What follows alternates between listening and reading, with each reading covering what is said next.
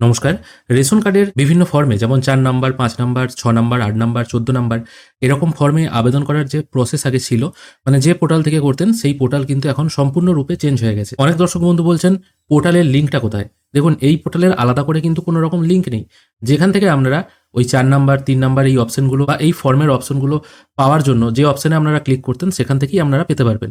যেমন আমি citizens home অপশনে চলে আসছি, এখান থেকে রেশন কার্ড সম্পর্কিত কর্নার, তারপর অফিস অনুমোদন পরিষেবা প্রয়োজন, তারপর অনলাইন আবেদন। এখানে ক্লিক করলে আগে একটি অন্যরকম ড্যাশবোর্ড ওপেন হতো, এখন কিন্তু এখানে অন্যরকম ড্যাশবোর্ড ওপেন হচ্ছে। আগে কি করতে হতো? আগে আপনাদের ফোন নাম্বার পুট করে, মানে রেশন কার্ডের সঙ্গে লিঙ্ক থাকা ফোন নাম্বারটি পুট করতে হতো। সেখানে একটি ৪ সংখ্যার ওটিপি আসতো।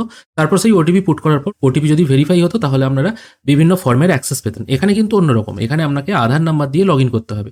অর্থাৎ আপনি এখন যদি অন্য কোনো কাজ করতে যান, মানে যে কোনো ফর্ম আপনি ফিল আপ করতে যান, অবশ্যই আপনার রেশন কার্ডের সঙ্গে আধার কার্ড লিঙ্ক থাকতে হবে এবং আধার কার্ডের সঙ্গে ফোন নাম্বার লিঙ্ক থাকতে হবে।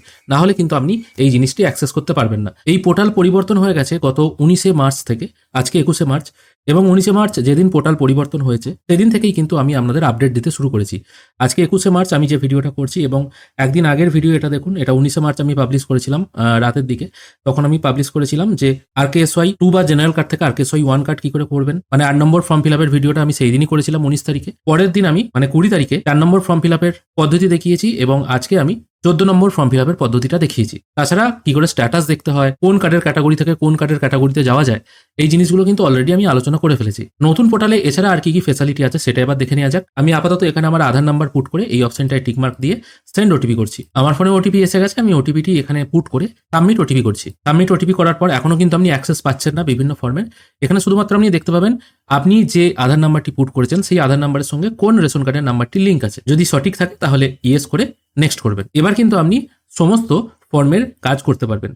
এখানে দেখুন বিভিন্ন ফর্ম আছে, ৪, ৫, ৬, ৭, ৮, ১৪ এবং ১৫। ম্যাক্সিমাম মানুষ কি করেন, পরিবারে নতুন কোনো মেম্বার অ্যাড করতে চান, সেক্ষেত্রে তারা ৪ নম্বর ফর্মটা ফিল আপ করতে চান।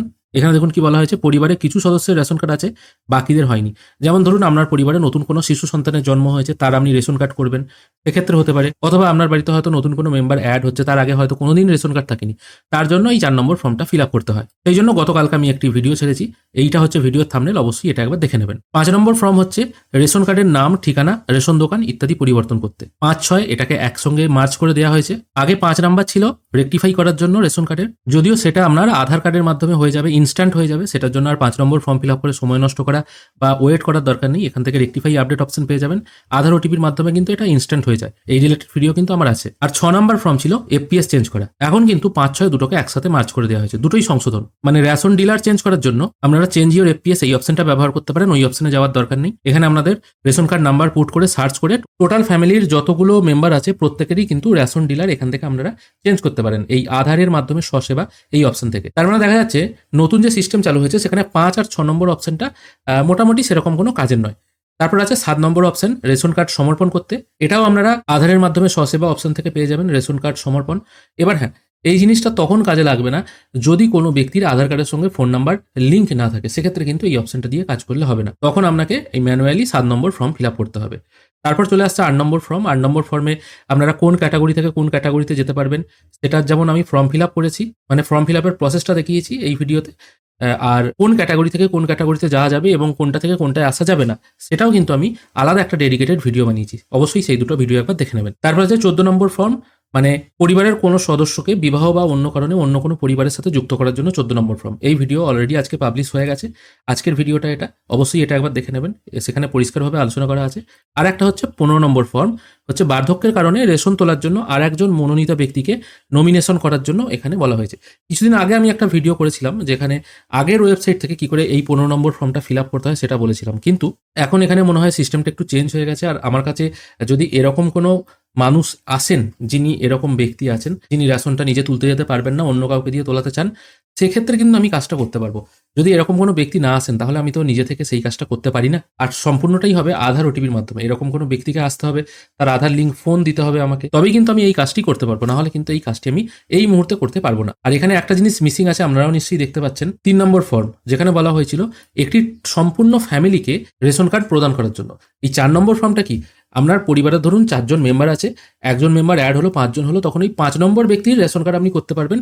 সেক্ষেত্রে আপনি একটা পরিবারে আরেকজন 5 জনকে ঢোকাতে পারবেন। কিন্তু 3 নম্বর ফর্মটা ছিল আপনি একটা নতুন পরিবার হয়তো এসছেন, অন্য কোনো জায়গা থেকে এসছেন, বা আপনাদের হয়তো আগে কোনোদিন কার্ডই থাকেনি। সেক্ষেত্রে আপনি 3 নম্বর ফর্ম ফিল আপ করলেন, মানে আপনার ফ্যামিলির মেম্বারের যতজন মেম্বার আছে সবার জন্য নতুন কার্ড হবে। সেক্ষেত্রে 3 নম্বর ফর্মটা আপনাকে এখান থেকে ফিল আপ করতে হতো। সেই অপশনটা কিন্তু এখান থেকে আউট করে দেওয়া হয়েছে। এটা একটা সবথেকে বড় সমস্যা করে দেওয়া হয়েছে। আর একটা এখানে কথা, আপনারা স্ট্যাটাস কি করে চেক করবেন? স্ট্যাটাস চেক করার জন্য সিটিজেন হোম অপশনে চলে এসে চেক অ্যাপ্লিকেশন স্ট্যাটাস এই অপশনটায় ক্লিক করলে আপনারা দেখতে পাবেন কোনো অ্যাপ্লিকেশন করা হয়েছে কিনা এবং সেটা স্ট্যাটাস কি আছে। আর এখানে দেখুন সেই সঙ্গে একটা ওল্ড ওয়েবসাইটের লিঙ্কও দেওয়া আছে। এই জিনিসটা একটু অনেকে কনফিউজ হয়ে যাচ্ছেন। পুরোনো ওয়েবসাইটে এসে এখান থেকেও যখন আপনারা চেক স্ট্যাটাস করতে যাচ্ছেন তখন কিন্তু এই নতুন ওয়েবসাইটের লিঙ্ক চলে আসছে। এটা আমি আপাতত লগ আউট করে দিচ্ছি।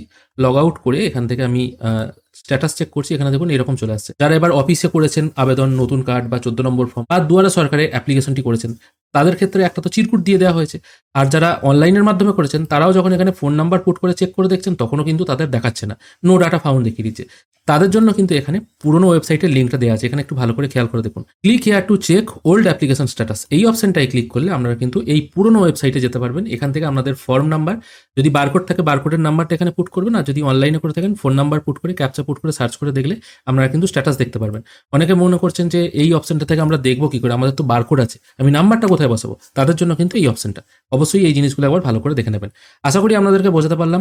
নতুন রেশন কার্ডের যে পোর্টাল চালু হয়েছে সেখান থেকে আপনারা বিভিন্ন ফর্ম ফিল আপ কী করে করবেন, অবশ্য যে মেন ফর্মগুলো হয় সেগুলোর ভিডিও অলরেডি আমি পাবলিশ করে দিয়েছি, অবশ্যই সেগুলো একবার দেখে নেবেন। আর এই পোর্টালে কী কী পরিবর্তন হয়েছে সেগুলোও কিন্তু আমি দেখিয়ে দিলাম। আশা করি আপনাদের আজকের এই ভিডিও ভালো লেগেছে। যদি ভালো লেগে থাকে অবশ্যই একটি লাইক করবেন। ভিডিও দেখার জন্য অসংখ্য ধন্যবাদ। ভালো থাকবেন।